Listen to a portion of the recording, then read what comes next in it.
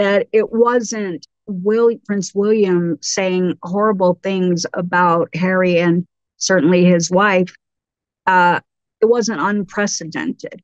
It was in response to all of the egregious attacks on their family by Harry and by Meghan in Spare, in Oprah, in the interviews. So it seems like although Harry and Meghan perhaps seemingly wanted to flip the script and make themselves out to be the victims, and that's what some of the public believe. So they're insisting that William be the one to apologize. They're forgetting William and the Wales family, Princess Catherine, truly are the victims in this. They didn't start it. Harry and Meghan did start it and need to be the ones to apologize first. So, but it's kind of weird that their fans want to make them out to be the victims. It's like, wow, denial. And breaking right now, Catherine, the Princess of Wales, has announced that she has finished her chemotherapy treatment, but she is not out of the woods in a highly personal and emotional video featuring Prince William, her parents, and her beautiful children, released just before we came on here today. Watch. As the summer comes to an end, I cannot tell you what a relief it is to have finally completed my chemotherapy treatment. The last 9 months have been incredibly tough for us as a family. Life as you know it can change in an instant, and we've had to find a way to navigate the stormy waters and road unknown. The cancer journey is complex, scary, and unpredictable for everyone, especially those closest to you. With humility, it also brings you face to face with your own vulnerabilities in a way you've never considered before. And with that, a new perspective on everything.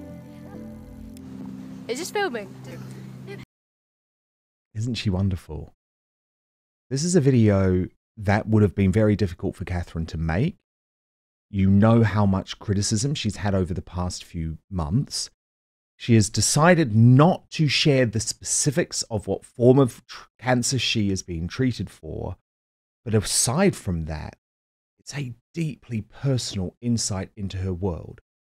And you know I have been reporting for months that Catherine's #1 priority is her family, is being a mother, and is making sure that her children, especially the future king, are prepared to cope with what is a very destabilizing thing. But despite there being a lot of speculation, she has confirmed that she will return to royal duties. But as I have reported here recently with Robert Jobson, this is going to be a very slow process because Catherine has made it abundantly clear in what I'm about to show you that her #1 focus, and I agree with this, by the way, her #1 focus is making sure she stays cancer-free. This time has above all reminded William and me to reflect and be grateful for the simple yet important things in life, which so many of us often take for granted, of simply loving and being loved.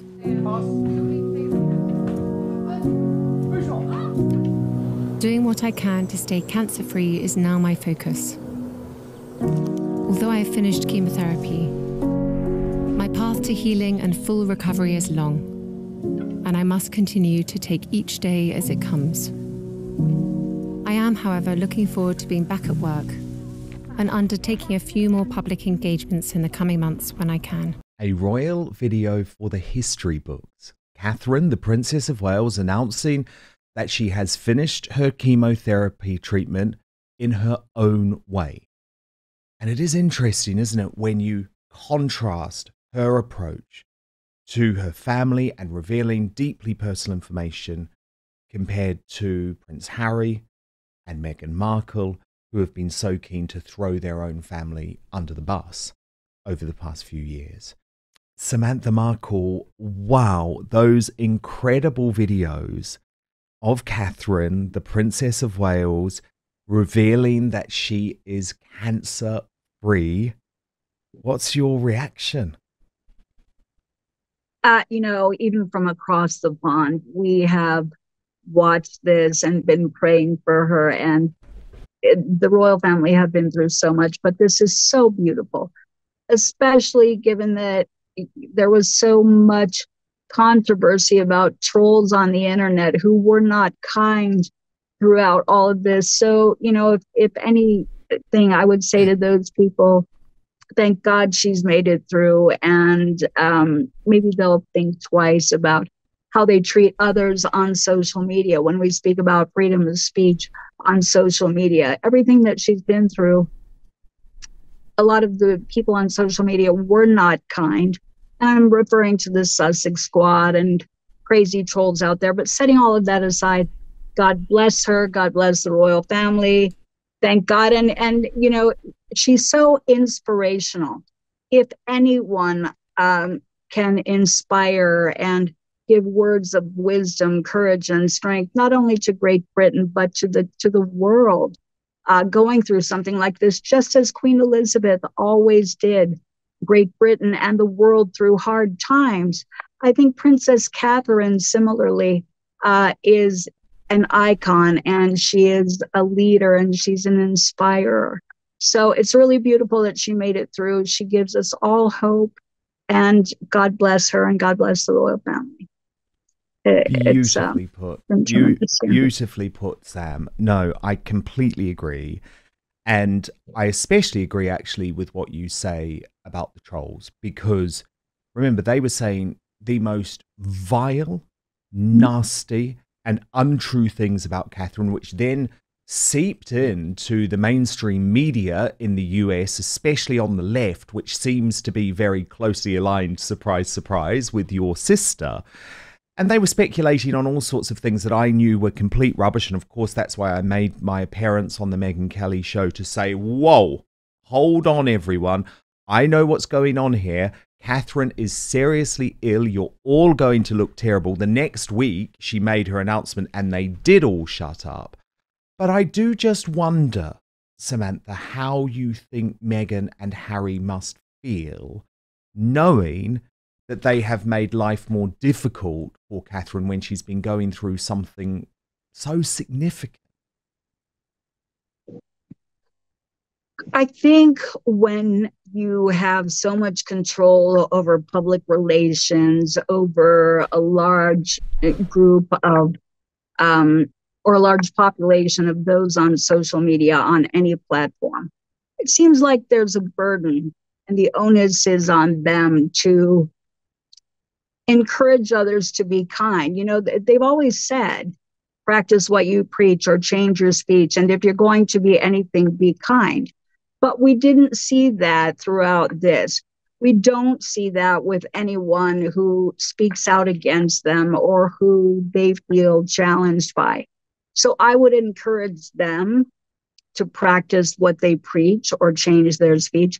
And if you, Harry and Meghan, are going to be anything, be kind, sincerely kind. So I just feel it could have been handled differently, but thank God now, everyone has come out of this with strength, with courage, with hope. And maybe that can speak to them, that no matter what, when you have faith, you have love, you have unity, you get through it in spite of all of the negativity. And maybe they should be on the positive side of the fence instead of the negative side, really. Sam, that last week, William and Harry are at the funeral of their uncle, Princess Diana's sister's husband. And Harry doesn't go up to William. He doesn't speak to him. He doesn't ask how Catherine is. I just find that really extraordinary, given he knows what William and Catherine have been going through. What's so strange about that, firstly, I'll just say we can never tell what is propaganda, what's PR, and what's real. True. So with that said, we've seen articles saying Harry wants to get back into the fold. He wants to make up with his brother. He wants to have one leg in the United States, one leg in Great Britain, return part-time. Well, that being said, if any of that is true, if you want to make up with your family and you want to get back into the fold, the cold shoulder and the silence seems inconsistent with that. And I also heard reportedly that Harry wanted an apology from them. Yes. Well, they're not the ones who have been out there disparaging him in their books, their publications, or in their PR. So it seems only appropriate that the apology come from Harry. So it's like maybe he was being silent because he was waiting for that apology that he feels, quote, entitled to. I'm going to say, look in the mirror, because the olive branch and the apology, the sincere apology, should come from him. Well, and also, but also surely Meghan as well, Sam. It can't just come from Harry, can it? They're still married. She has to apologize too to William and Catherine. Well, and so that makes us across the pond and who are, watching mainstream media wonder, is all of that propaganda, is it true? Because if it's reported that they are splitting up, then it wouldn't be logical for her to apologize and her to go, quote, crawling back. It would only be logical that he would. So we really don't know what's going on. And, the behavior is all over the map. It's not consistent with what we feel is respectful protocol or, behavior of unity or someone who wants unity. So it's really puzzling. But it's sad, though, that everything Princess Catherine, the Wales family have been through, that they still have this burr under the saddle, so to speak, to contend with. I hope that they're seemingly strong enough to move on. But shame on Harry and Meghan for being so introspective, so self-focused throughout all of that, all of, the pain that the Wales family have gone through. It's all, it's like South Park pointed out, it's all about Harry and Meghan, me. Inappropriate. Yeah, which is extraordinary, given actually the genuine battle that William and Catherine have been having. And it really annoys me, actually, Sam, when I see people, and we've seen it in the Daily Mail, weirdly, actually, who seem to have become pro-Harry and Meghan for some reason, when they pile all of the pressure on William and are saying, oh, William, you need to be the bigger man. You need to bring Harry back into the fold. You need to put up with your sister-in-law who said all of these horrible things about your wife. And I would argue, no, actually, William, as it stands, has much more important things to focus on. He has a young family to raise. He has a wife to get better. He has a dad who is suffering from cancer, so he's having to pick up much more of the royal slack. I don't feel it's William's responsibility at all.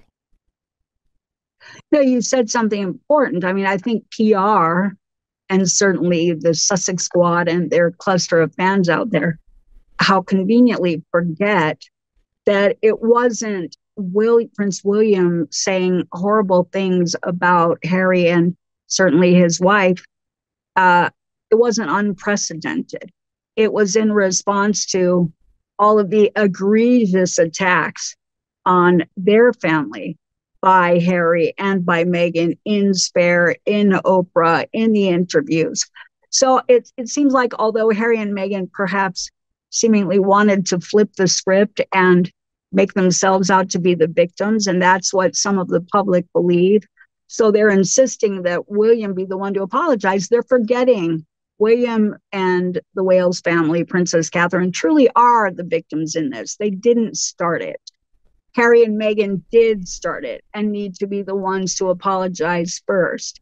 So, but it's kind of weird that their fans want to make them out to be the victims. It's like, wow, denial. Yes. Yeah. It's not just a river in Egypt, as they say, Sam. Right. Now look, very breaking. Weird. Yeah, no, it is. It is very weird is the word. First, though, digestive issues are caused by a potential toxin that's in all of the, quote, healthy foods that scientists have been telling us to eat with a fraudulent food pyramid for the longest time. And this potential toxin causes digestive issues, according to Dr. Gundry, a world-renowned cardiologist. This is affecting millions of people nationwide. Warning signs include weight gain and fatigue and digestive discomfort, plus stiff joints, even skin problems, actually. Well, Dr. Gundry explains these side effects are often mistaken for normal signs of aging because digestive issues develop usually over a matter of years and sometimes even decades. I can assure you that the damage is probably caused by these health foods and is far from normal. The good news is you can easily help fix the problem from your own home. It's very simple. You just have to know which foods are actually healthy and which contain this hidden potential toxin. So you can find this yourself if you visit right now gutcleanseprotocol.com/outspoken. That's gutcleanseprotocol.com/outspoken. Now, you can see the QR code there on the screen, so you can just use that, enter the website, but I've also put the link in our show notes on YouTube and Rumble. Because after years of research, Dr. Gundry has decided to release an informative video to the public. I've watched it. It's free and uninterrupted, showcasing exactly which foods you need to avoid. So go find that video at gutcleanseprotocol.com/outspoken and click on the link in the description below. Let me bring in my superstar panel, Nick Buckley and Russell Quirk. Russell, wow. Great news to see Catherine back, and she's doing things in her own way.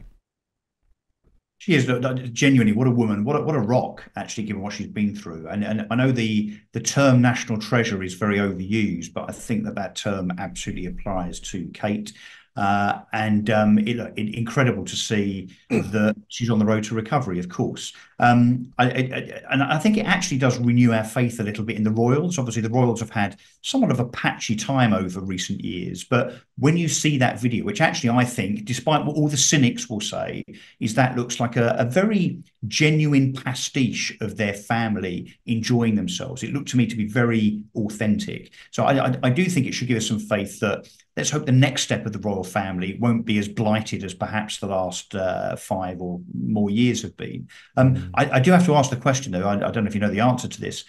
Has Meghan Markle and Harry extended a statement to support Catherine in the last few minutes and hours and to show their support? It should be, one would imagine, the first thing that Meghan and Harry would do. Yes. Having seen that video today, wouldn't it be? And indeed, it should be. And they didn't do that, actually, after this video. They did do it after she announced that she had cancer. But what I think is so despicable is that Harry was actually in the same room as his elder brother, Nick Buckley, just last week at the funeral for Lord Fallows, their uncle, the husband of Princess Diana's sister. And he didn't even speak to William. He didn't go up to William and say, look, I know I've said terrible things about you, but how's Catherine doing? I hope she's okay.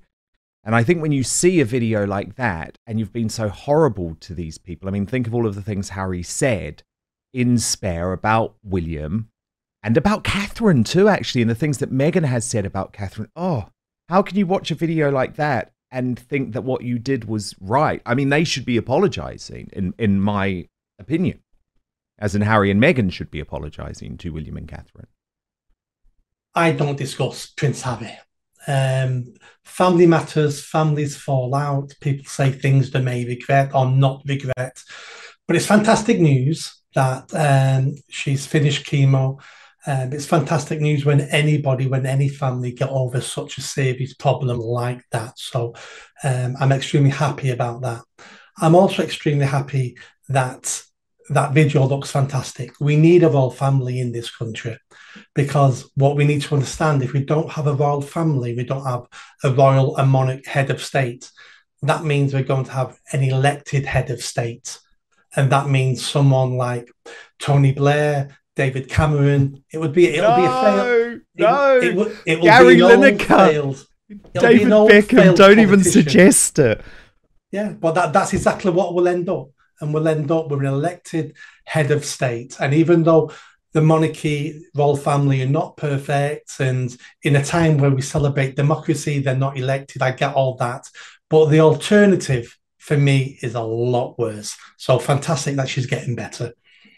Yeah, indeed. We need that family to be strong. I couldn't agree with you more. A lot hinges on them when it comes to the monarchy, because as Russell pointed out, it hasn't been smooth sailing the past 5 years. But what a fabulous superstar panel today. So grateful to have you back, Nick Buckley and Russell Quirk. What a debut. I hope you will return soon. Thank you both so much. But what's so important about being independent is I only ever tell you about products I use and truly believe in. So let me talk about Verso. As you know, I've entered my 40s really thinking about staying healthy. And I exercise, although I injured my ankle at the weekend, so can't at the moment, which makes my nutrition even more important. But that will only get you so far. Scientists like David Sinclair have proven we can now reverse aging with interventions that go beyond healthy habits.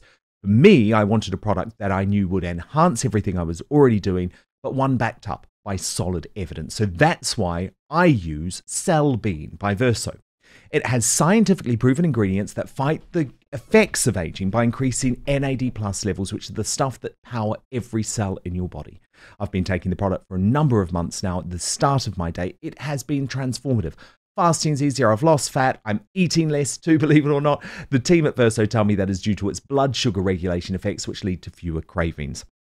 I'm sleeping better, waking up with more energy, actually feeling happier too. So this product has taken years off my life. I would love you to experience the same thing.